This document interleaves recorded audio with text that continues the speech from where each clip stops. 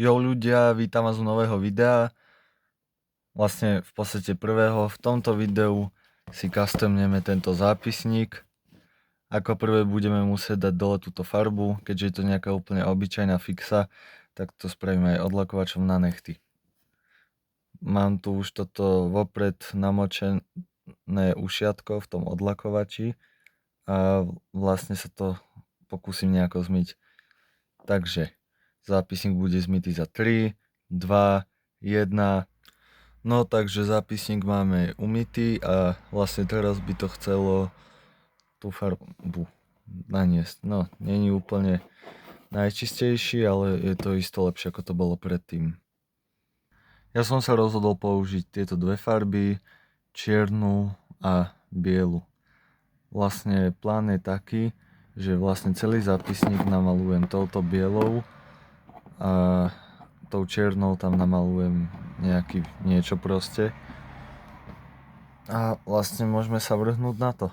Len to bude trošku obťažné, keďže ja musím v jednej ruke držať telefón. No ale tak skúsim to nejako.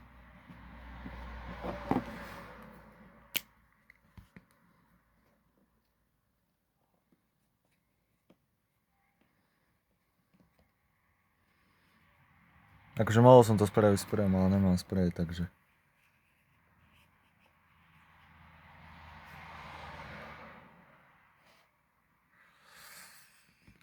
Asi sa na to vyserem, ale nejako to spravíme, proste dokážeme to. Nič sa nedie, nič sa nestalo, pokračujeme ďalej v ceste.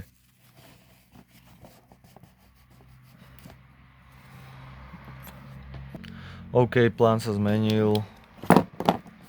Použijem nakoniec tieto 3 farby. Vlastne ja namalujem celý ten zápisník na oranžovo, vlastne modrou tam spravím nejaké vzory a čiernou to dokrášlim. Takže let's get it. Nemám dobré správy. Jak som to maloval, tak tá fixa jaksi není úplne až tak oranžová a jaksi není úplne až ani tak silná, jak sa môžete sami pozrieť. Vidím to tak, že naneseme viac tých vrstiev s tým. Napríklad, neviem, či to teraz nájdem, ale ja už som si tak sám robil myšku a dopadlo to takto.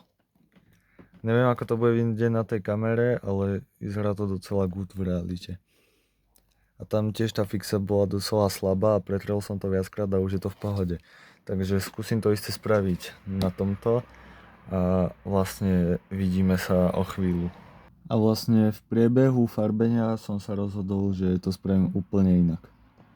Ja vlastne zoberem tú modrú fixu, nie tú, ale tú takú inakšiu, a namalujem to s ňou.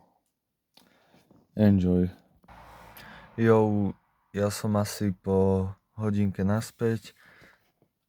Toto je výsledok. Za mňa oveľa lepšie, jak to, čo tam bolo predtým. Teraz by som tam skúsil naniesť nejaké vzory. A asi tak nejak. Takže skúsim tam dať niečo a uvidíme, jak to dopadne.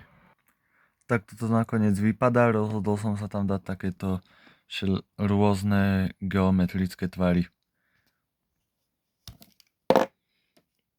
Ešte ich obtiahnem.